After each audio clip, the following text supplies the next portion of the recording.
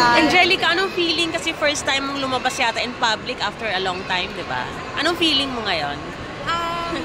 Nakakamiss. Siyempre, na-miss ko na maraming taong mga nakakausap.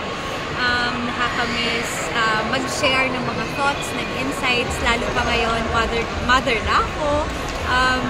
Kumbaga, nasa-share ko yung panibagong side ko.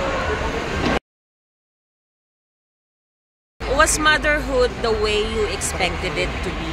And dun naman sa mga hindi mo na-expect na mga bagay, anong mga realizations mo? Siyempre, kung ano yung in-expect ko, wala doon. Wala akong nakitang ganon. It's not even close, diba? Sabi nga nila, nung una, winawar nila kung gaano kagrabe yung puyat na mararamdaman ko. And ang yabang-yabang ko nun, sabi ko, 6 years old pa lang ako, puyat na ako. So, kayang-kaya ko yan. Pero nung nandun na siya, hindi ka na pala talaga matutulog. Yung talaga palang, kahit may time kang matulog, especially dun yung mga first weeks, lagi kang anxious. Lagi kang parang, tama ba yung ginagawa ko? Okay lang ba siya? Like, gusto mo siyang i-check, humihinga ba siya? Like, parang lagpas ng 2 oras yung tulog niya.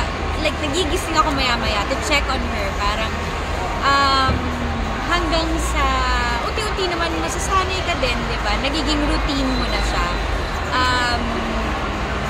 So yun, and then kinaya naman lahat with the support system, especially with a very supportive partner na nakikinig and iniintindi yung pinagdadaanan ng isang ina, yung changes na pinagdadaanan ng isang ina. Especially ang mothers, may mga hormonal challenges pa yan, diba? Meron pa tayong tinatawag ng mga postpartum depression, kumbaga mentally pwede ka rin tamaan na parang, especially partners natin, yung mga husbands natin, after ilang weeks or ilang months, pabalik mo sila sa work and may iwan ka na sa bahay mag-isa and parang, wow, ako na lang to, and ikaw nabalik mo na yung buhay mo, everything's normal. Parang, pag umuwi ka ng bahay, doon ka na lang may anak, and paglabas mo ng bahay, nakakausap mo na ulit yung mga the usual na nakakausap yung mga tao, nakabalik ka sa career mo, and parang ikaw, kailan yung time ko? But of course, sandali lang siya. Very fleeting moment lang. Kasi nga, yung kapalit naman niya talaga is, nag-aalaga ka ng pinakamahal mo naman tao sa buong mundo, diba? Second question, Angelica, may time ka pa ba for self-care? I mean, how do you practice self-care now, and how important is keeping healthy to you right now? Yung self-care sa akin is small wins, diba? If you can take parang longer shower than usual, that's a small win. Parang, parang mas marami akong nagawa ngayon. Nakapag-lather ako ng mas maigi ngayon. Or nakapagpa-nails ka after 1 month, parang nabigyan mo ng time yung mga nails mo. Or nakapagpa-color ka ng hair, nakapagpagupit ka. Alam mo yun, step by step, little by little, ginagawa ko siyang, yun nga, may tagumpay ako tinitake doon. Hindi man siya yung the usual na parang noon all day ka magpapaspa, noon may time ka with your friends, nakaka-hangout ka, uuwi ka ng wee hours ng gabi. Like, hindi na syempre ganun. May mga kailangan kang i-sacrifice, may mga kailangan kang i-give up. But, katulad nga, paulit-ulit yung sinasabi, the reward, yung balik sa'yo is very rewarding. So, okay ka naman ngayon? Okay. I mean, keeping healthy, okay naman? Yes, yes. Ang priority, syempre, yung sarili dahil hindi ka makakapag-attend ng bata kapag kulang-kulang ka, kapag lutang na lutang ka dahil marami kang inisip. So, kailangan lagi kang kumpleto, 100% ka dapat.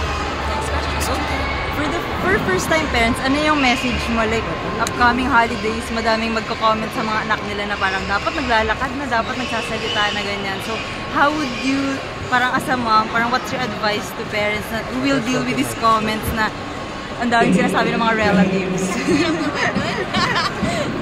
Siguro, dead ma. But, siguro advice na lang sa mga relatives, no? Not sa parents. Siguro sa mga relatives na lang na hindi lahat ng bata pare-parehas. May kanya-kanyang time sila para ma-explore nila kung ano man yung milestones na mararating nila. And let the parents be. Iwan niyo yung parenting sa mga parents. And kung parent ka din, just focus on your kids. Okay, thank you. How do you keep yourself beautiful while being a mom? Beautiful while being a mom? How do you do Ann Curtis. Likot-likot yan. Yung nagtatanong dito. Para May background na tayo sa katotohanan. How do we stay beautiful? Siguro nasa isip na lang natin yan. Basta maganda ka sa isip mo, sa pakiramdam mo maganda ka. And hindi rin naman tayo i-judge ng mga anak natin kung inalagaan ba nila tayo na naka-heels tayo o maganda ang mga makeup at suot natin. Ang tatatak naman sa kanila kung ano yung mga memories na iniwan natin sa kanila. So, it won't really matter kung nakapustura kang ina or talagang gulo-gulo na yung buhok mo. Mamahalin ka ng anak mo as long as binibigyan mo siya ng healthy, happy childhood. Important yung budget na, tapos time talaga kasi mahalaga every minute. Oo. Yung oras mo, hindi mo namamalayan, di ba? Parang, naku, madilim na naman, gabi na naman. Lumilipas lang yung mga araw, ganun kabilis yung minuto. So, wag natin ubusin yung oras natin, kaka-worry, kaka-check ng ating diaper. Dapat lagi lang tayong panatag, dapat lagi tayong masaya. Kasi all the more na masaya tayo, all the more na confident tayo as parents, mag-reflect din sa mga bata. And the longer the playtime, the happier the baby. Thank you so much. Okay, and how do you plan to celebrate your Christmas with your daughter? We're planning to travel, magpunta kami ng States, visit ko naman yung side of my family because ng September, umalis kami for Greg's birthday to visit naman his side of family. So ngayon, ako naman. Maybe a better person. How has it helped you? Parang syempre, I think may mga changes na hindi mo inaasahan hanggang mangyari na talaga sa'yo. Syempre, kumbaga, you choose your words. Now, yung mga decisions mo, kailangan ayusin mo because hindi ka na lang role model ng ating mga tao, ng mga viewers. Role model ka ng pinaka-importanting tao ngayon sa buhay mo, ng isang bata, di ba? Ikaw yung magtutulong sa kanya. So, naniniwala ako na kailangan sa akin magsisimula yung kindness, sa akin magsisimula yung kabutihan, na kailangan niyang makita sa akin para ma-imbibe na yung ganung klaseng personality. Parang did it also make you stronger? Alam mo yung akala mo dati matibay ka na, pero being as a mom na, uy, talagang... I don't know if it made me stronger, parang it made me softer. Actually, parang mas emotional ka, konting bagay, parang mabilis akong maiyak, mabilis akong ma-affect ng mga bagay-bagay. Siguro mas naging impact ako nung nagkaroon ako ng daughter, nung nagkaroon ako ng anak.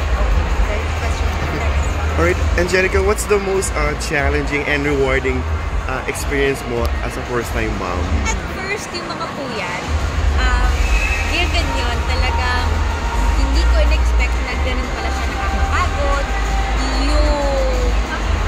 Yung time, how demanding the time na ibubuhos mo pala sa anak mo, talagang dun lang pala mapupunta lahat. And almost makakalimutan mo na yung sarili mo nung umpisa. But you'll get there. Parang matatapos din yung lahat ng hirap. Masasanay ka rin.